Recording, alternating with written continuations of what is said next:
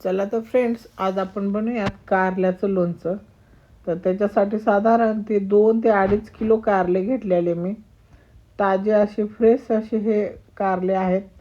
तर एक धुवून ठेवलेलं रात्री आणि सकाळी कट करायला घेतलेत. तर कट करून घ्यायचे आणि त्यातलं बी जे आहे ते बाजूला काढून टाकायचे. काढल्याच्या नंतर छोटे छोटे पीसेस केलेले मी. तुम्हाला जसे हवे तसे करा. आणि त्यात हळद आणि चवीनुसार मीठ टाकायचे आणि छान असं चोळायचे हातावरती, जेणेकरून त्या कारल्यातलं जे कडूपणा आहे तो कमी होईल मीठ आणि हळदीमुळं. तर हातावर घेऊन चांगलंच एकजीव करून घ्या. आणि त्याचबरोबर आता मसाल्याची तयारी करून घेते मी. तर साधारण एक 150 ग्रॅम मोहऱ्याची डाळ घेतलेली. थोडीशी जाड आहे म्हणून मिक्सरमधनं एकदा वाटून घेतलेली मी बारीक अशी.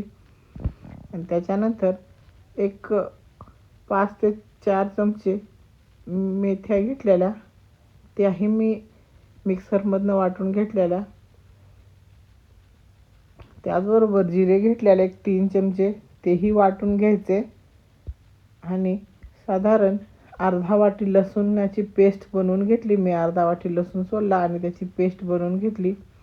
हे राहिलेलं पाणी पण काढून टाकते मी. त्या कारल्यातलं एकदम बारीक असं एक एक थेंब गळावा असं हे पाणी काढून टाकायचे. हे बघू शकताय कशा प्रकारे काढते माझी आई. तर हे लोणचं साधारण 6 ते 7 महिने टिकतं व्यवस्थित असं. तर 1 वाटी मी तेल घेतलेलं, म्हणजेच पाव किलोपेक्षा पण कमी, साधारण 150 ग्रॅम. त्यातच अर्धा चमचे मोहऱ्या, जिरे आणि मेथ्या टाकलेल्या.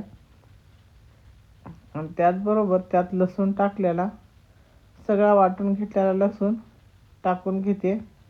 तर बघू शकताय किती पाणी उरले. त्यातच हळद टाकले. त्यातली जी अगोदर आपण हळद टाकलेली ती त्या पाण्यासोबत गेलेली आहे, म्हणून डबल टाकायचे. मेथ्या, जिरे, ओवा, लवंगा, मिरे, हे जे काही मसाले वाटून ठेवलेले ते सर्व टाकायचे. आणि त्याचबरोबर चवीनुसार लाल तिखट, मी साधारण 3 चमचे लाल तिखट टाकलेलं. आणि शेवटी मोहरीची डाळ आणि चवीनुसार मीठ टाकायचे.